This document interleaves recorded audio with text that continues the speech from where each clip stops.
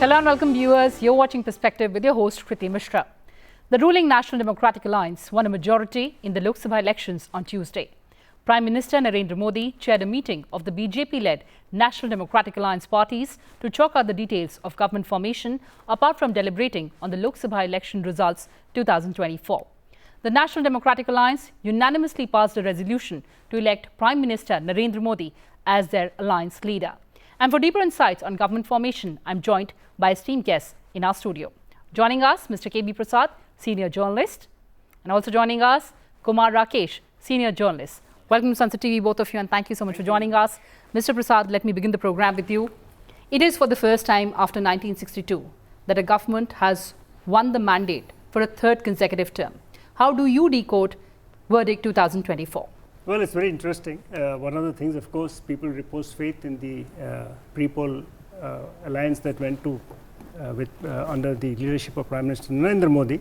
Of course, the numbers for the BJP got reduced, so that's why you see that possibility of a comeback of a real coalition arrangement. Even though technically, if you really look at it, whether it was NDA one under Prime Minister Modi in 2014 and 19, they did accommodate allies, even though they did not really require to. So they carried them along. But this time, because of the numbers don't add up, that is.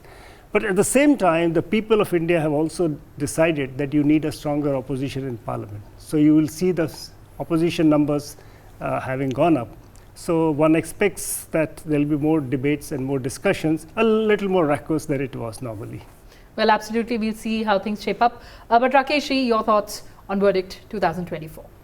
Yeah, I agree with Prasad ji that people of India have voted for almost a stable government, because even if this is going to be a coalition government, but you see that BJP has number that is like 240, which is much more than the principal parties had in like 2004, 2009 or 14. So the NDA has got majority on its own. Opposition is breathing down their neck. So we are going to see a very animated parliament, lot of discussions, and BJP government may find it difficult to pass some of the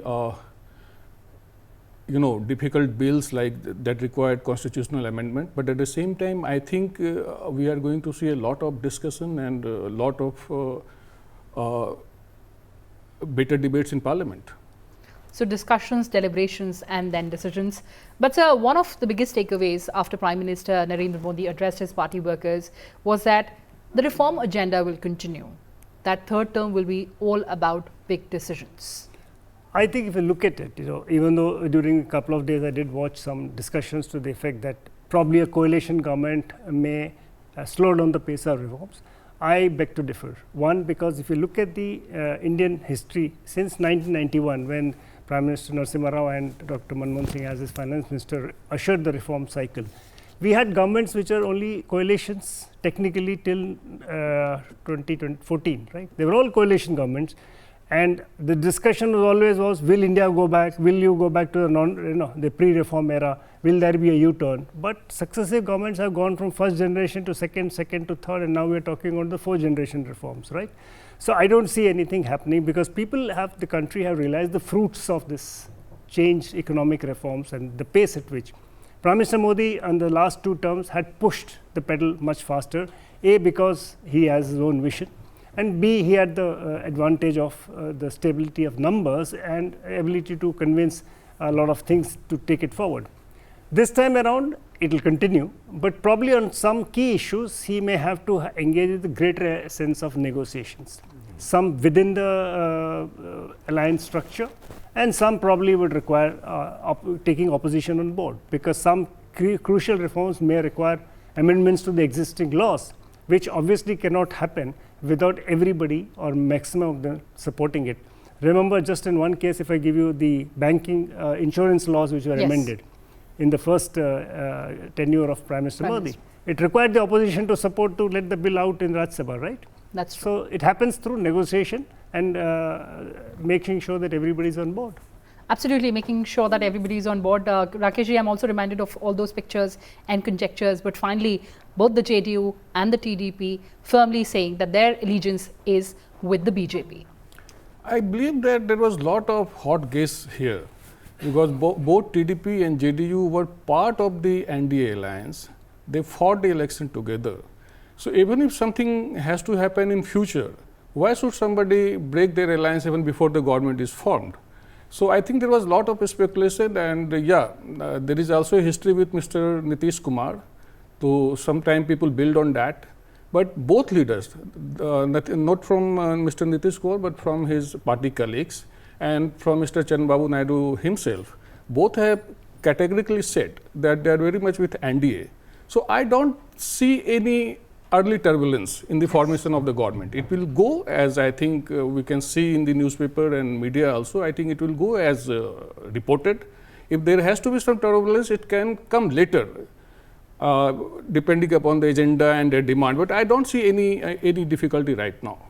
Stability seems to be a given right now, sir. Absolutely. You see, the biggest advantage, something to what Kumar also referred, is they have 240. So the biggest ballast is 240, right? So it's about numbers of adding of 30, 32, which you anyway, you have pre-poll alliance partners who have once again reiterated their commitment. Yesterday in Delhi, all leaders of NDA met. They signed a affirming faith in the leadership of Prime Minister Modi. They have taken a public stand. So where else, what else can they do, right? Now the question to what I think, what my colleague also alluded to, as you go along, when decisions need to be taken on which they don't see eye to eye on the same issue, or they have a different perspective. Any of the allies may have a different perception. And remember, Mr. Nitish Kumar has a election to face in probably a year and a half's time, little about a year's time.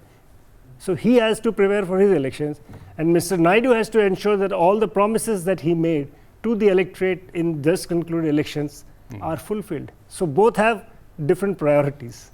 Well, absolutely, sir. We'll see how this picture emerges on the national front. But talking about states specifically, sir, and let me begin by talking about Arunachal Pradesh. It was historic. BJP swept the Arunachal Pradesh Assembly elections, winning 41 in 2019 and close to 46 in 2024. How do you see that mandate? Well, that was an amazing turnaround. And remember, I was did mention in Sansad TV 2 days ago, the irony is Arunachal was one of the spots early on when Rahul Gandhi's Yatra, the Bharat Jodo Yatra, spent time, considerable time in that region. And here is a party which barely could manage to show its presence in the one of the most important elections in that state. So that speaks, that reflects the people's mood. That also says how much BJP has done for the people there. And one important aspect I always see Arunachal, apart from other things, is the infrastructure development that's taking place. So obviously people do see it. After all, there is a strategic reason behind those reasons why you're developing infrastructure in the border state, and also the needs. So I think both get combined, and the benefits, fruits of development go to the people there. Absolutely. Mr. Rakesh, also the fact that there was decisive leadership both at the state level, and of course people saw a decisive leader on the national level as well. Right, and if you go by the history of Arunachal Pradesh, there has been a tendency there to go with the party that is in power at the center. And even before the elections, 10 BJP members were elected unopposed. So I am not really surprised by the election in Arunachal Pradesh, but yeah, it's a great news for BJP, a party that was not really present in strong numbers in Northeast. And many states in that region have been reposing their faith in the party. And there is no doubt that BJP and this government has done a lot of hard work in Northeast for development, for infrastructure boost. And I think they are reaping the reward for that. And results are there for all of us to see. Yeah. And talking about another crucial state, sir, Odisha. Long-standing chief minister of the state, BJD's leader, he has already tendered his resignation. The kind of mandate that the people of the state gave to BJP, what are the factors behind that mandate, sir? I think the biggest factor, as I see it, is the very emotional connect of Odia Asmita. That is something which resonated with people, and the campaign ran around that thing. Remember, it was very difficult to contest an election in Odisha against the image of Naveen Patnaik, who has been 25 years plus, he's been there, and even though he never spoke a word of Odia, right? But look at this connect with the people through policies, programs, whatever, right? And suddenly, this election, everything turns topsy-turvy. So one of the reasons, as I said, was that where it touched the raw chord among the people, largely because I think the Biju Janata Dal faces a crisis of leadership. That's true. So that gets reflected. And number two, the increasing reliance of the Chief Minister on an official who joins his political party, is not from the state. So, all that factors added up. Plus, he also managed to alienate a lot of senior leaders. They went away. So, all these are factors which actually turn it around, and BJP has been working very hard in that state for a very long time. It's not that BJP never had a presence, but they didn't have a dominating presence. Or even if you remember, 2 months or 3 months before, there was talk that both may have an alliance. Precisely. So, it was a classic case of allies who turned rivals. It's a classic case where allies together till 2 months, suddenly they became opponents. So, more startling was the parliamentary election result in the state? Well, I think this time people, if they decided that they are changing Mr. Patnaik or they are not voting for him, it was natural then, because if you look at the past elections, of course, they voted for the majority people from BJD to parliament. A few seats went to BJP and 1 or 2 to Congress once in a way. With Congress having ceded space to BJP largely and to some extent to BJD, this time I think, and if people made that they don't mind doing away with the BJD government, so where else will the vote go? They had very little option. That's true, that's true. But Rakesh ji, since we are analyzing the factors and the reasons for this kind of resurgence of the BJP, giving more leeway and legroom to the local leadership of the party, I think that also worked in favor of the BJP, because as you were pointing out, that earlier there were talks, there were murmurs that there will be an alliance between these two parties, and finally they decided to go solo. Yeah, I agree with you. In fact, the decision not to ally with BJD was guided by the sentiment of the local party. Local leadership. Which always believed that they have a better chance going solo, while due to good equations between the Prime Minister and the Chief Minister, there was a lot of buzz about going to have an alliance. So, I think they did paid heed to the voice from the ground, from their cadre, and it really helped them. And this is a remarkable feat by BJP in this election, where they have suffered some setbacks in Lok Sabha elections in some states. But they were a junior partner to BJP for 9 years when there was a coalition government during Vajpayee time. And from there they struggled when Naveen Babu dumped them. They struggled to find their feet, and now coming from behind and forming their government on their own without any support, that's a remarkable feat. And they have swept the Lok Sabha elections. They have won all the seats but one, and they have got a majority in assembly. I think this is one of the highlight stories of these elections. But Mr. Prasad, would you agree that there was this convergence of Odia Smita as well as national priorities in the state of Odisha? Well, see, national priorities always were there, right? Whether it was 2014, whether it was 2000, every election has a national priority, but the people of the state still voted for. So, the convergence. Convergence is because I said, if once the people of the state, as I mentioned in the previous segment, if people of the state decided they can do away with the BJD government, as I said, then the options get limited, right? So, who else will you vote for? There is no Congress. Yes. So, you vote for the next possible best person who you think can be a voice at the center. Earlier, they had the voice articulated through the BJD.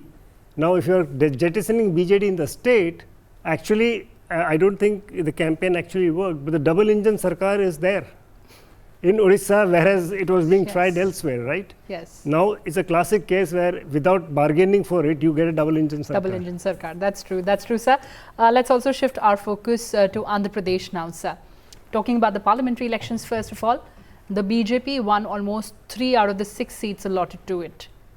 A huge feat for the party in the southern state. Absolutely, but here I would credit it to because of the smart alliance. Yes, sir. They were very smart alliance because you had the Janasena of Pawan Kalyan and Naidu's TDP. Now, Naidu's TDP was on the resurgence and on the comeback trail because Jagan Reddy had become hugely unpopular.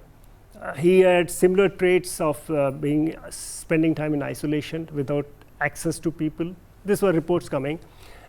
That plus he was banking largely on his welfare schemes which he thought was benefiting the rural segment a lot. So, that obviously when you get the data, we can actually go closely into it. It didn't really convert into seats, number one. On the other hand, BJP had the advantage of going with a dominant party. And if you look at the classic caste composition, Naidus have the Kamma community, a wealthy community, rich community. Kapus equally affluent class, so of Janasena. So Kamma Kapu becomes a formidable combination. And the BJP brings the others, the upper caste, the other segments, even some of the OBCs or whatever. So all three pool up. So that's why you see the number of seats that Naidu got even the assembly. That also bolsters, because there in Andhra, whatever I spoke to various people and talked about, Prime Minister Modi has a huge following, and that helps Naidu. And in fact, Mr. Naidu did acknowledge that in the state assembly he benefited out of association of Prime Minister Modi. Well, absolutely. But Rakesh ji, I still remember the last election, 2019, the euphoria with which the YSRCP not came to power but stormed to power. And that clearly seems to have fizzled out. And the numbers were equally startling, whether it was about parliamentary election or the state elections. In 5 years, Jagan Mohan managed to fritter away all the euphoria and replaced that with a lot of despondency among the people. Like, he was reduced to 11 seats. He is not going to get even the leader of opposition status for his party. So it just goes on to show that how unpopular that government had become. Though Andhra has a history of, rewarding the #1 party with a huge mandate, but this was something else. This shows that the complaint against his leadership, that he was highly inaccessible to his own MLAs, his cadre, and solely relied on the welfare schemes that were executed by some of his own men who were not really MLAs or MP. That was a criticism against him. That struck a chord with people, and then throwing Chandrababu Naidu behind jail just in the run-up to election, I think that was it was a huge political blunder. Mr. Naidu is seen as a face of development. He has done a lot for Andhra Pradesh, and I think it also earned him a lot of sympathy. And then he sealed a good alliance. We have seen in most places that people have put their faith in BJP to run the country, and so he got the momentum from BJP also, and then Jansena was also there. As Prasad sir was saying, that it was also a very arithmetic wise, it was a very formidable social equation, and then his own blunders that combined to decimate his party and propel Mr. Naidu to. Prasad sir, would you agree about political blunders? I just want to add one thing to what he said. An important component was he had banished his sister, who helped, and the mother, from the state politics in the year 2019. So when he was in 2014, they campaigned when Jagan was in jail. Yes. So they campaigned vigorously. She undertook a Padayatra and built the atmosphere which allowed the YSRCP to emerge as an opposition party with a strong voice. From that position, they built again to become almost 150 seats in the outgoing assembly, right? In the assembly which has now been dissolved probably. So now you alienated your sister and mother. They were sent to Telangana, where they didn't have much stake. Now finally she comes back to the Congress party and campaigns against the brother. She was not expected to win, but it helps to build an atmosphere against you. It helps the opponents to build an atmosphere against you. So, emotive issue. Right. Emotive, and one thing is the YSR Congress, the people who were supporting YSR Congress were largely people from Congress party who were loyal to his father, Rajshekar Reddy. That's right. So, there is that sentiment which cannot be frittered away. So, earlier they were consolidated. Now, people who were angry with YSR Congress and did not want to go to TDP or could not go to Jansena or BJP would have voted for YSRP. To Shamila's Congress, even though minuscule, but that's how the vote starts shifting away from you, and probably that is what happened here. That's true. But Rakesh, talking about the demands of the state, of course, we'll see the resurgence of demands of special category status now. Yeah, I think this is one of the aspects of coalition government, that all the parties which are like bolstering BJP to power, they would like to extract their pound of flesh. So this TDP has this long demand of special category status for Andhra Pradesh, and in fact a lot was promised to the state when reorganization bill was passed in 2014 or 13, I guess. And then there is also a lot of demand from Bihar. Nitish Kumar has always stuck to special category status for his own state, that caste census, and these two parties are the allies which are bringing BJP over the majority mark. And this time, I think BJP will have to make some concessions to them. I think because these state leaders also have to give this message to their electorate that we are getting a good deal for their state from the center. So getting all sides on board, Yeah. accommodating their demands. Well, it is also a political compulsion for both. I mean, let's say we are partners in the same, we decided to work together for the country. But Bihar has its own requirements. Nitish Kumar, as the leader of the Chief Minister of Bihar, has to fulfill those aspirations of the people. As I told you, he'll be going to elections next year. Yes. So he's preparing it. Naidu is just fresh out of elections. So he'll have to do something to, both have a reason to demonstrate, so they can demonstrate to the people of Bihar and Andhra respectively, how this association with BJP at the center helps them. Remember 2014, 2018, Naidu was part of the Prime Minister Manmohan Singh government. They had 2 ministers. They withdrew on the special category status because it was not coming through. There are technical reasons why it cannot be given and all that, but this is a political decision. Eventually it is a politics. So they decided to go away. He went to the opposition camp. It didn't work. Now he's back. So, that's politics. And that time they could say that, okay, center was not listening to us. But now they are the crucial partner in the government. They can topple the government if they want. Yeah. So there is no excuses here. In fact, what you said is correct. In the assembly, Andhra assembly, Jagan used to mock at Chandrababu Naidu that what is the point of being part of NDA when you're not able to get anything for us. Mm-hmm. And Naidu made a statement, I went to Delhi 29 times for SCS, right. Nothing happened. And he was mocked. Ironically, when Jagan started supporting NDA from the outside, I mean, he was depending on issue to issue. When he said the same thing, people laughed at him. So the irony is both face the same issue. And today, Mr. Naidu will not like to find himself in the same position. That's true. And he is probably in a bit of a driver's seat. That's true. That's true. Right? Very interesting times ahead. 16 MPs. Yeah. Yeah. But before we wrap up this discussion, sir, all eyes on tomorrow's NDA meet and, of course, thereafter swearing in ceremony. Your expectations, your thoughts? Well, as of now, everything looks moving according to the script. We haven't heard anything otherwise.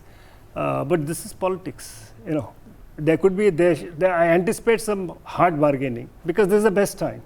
Every party, and remember, politics is said, there are no permanent friends, no permanent enemies, only permanent interests. So the interest of Andhra would be interest of its constituents and state. Same with Bihar, same with RLD, same with other parties. So everybody will try and see. And this is a time when they can actually say, listen, we are coming with you, but please do this for us. So the wish list will be out from everybody. And I'm sure the sagacity of BJP leadership will be handling it. Well, absolutely, Rakesh ji. Permanent interests. Yeah, and I see that there is a sense of urgency in the NDA camp to seal the formalities very early and stake claim and get the new government at the earliest.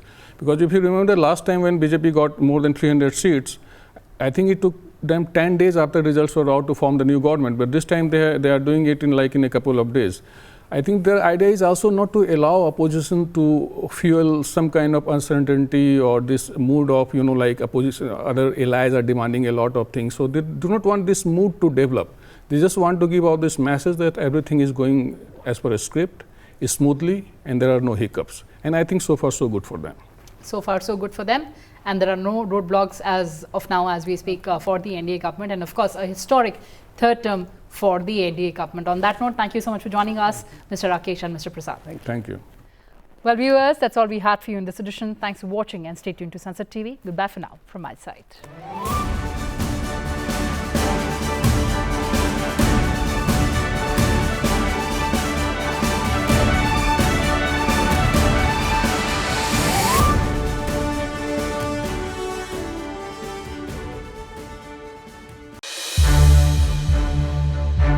To watch more programs of Sansad TV, subscribe to our YouTube channel and don't forget to like and share them.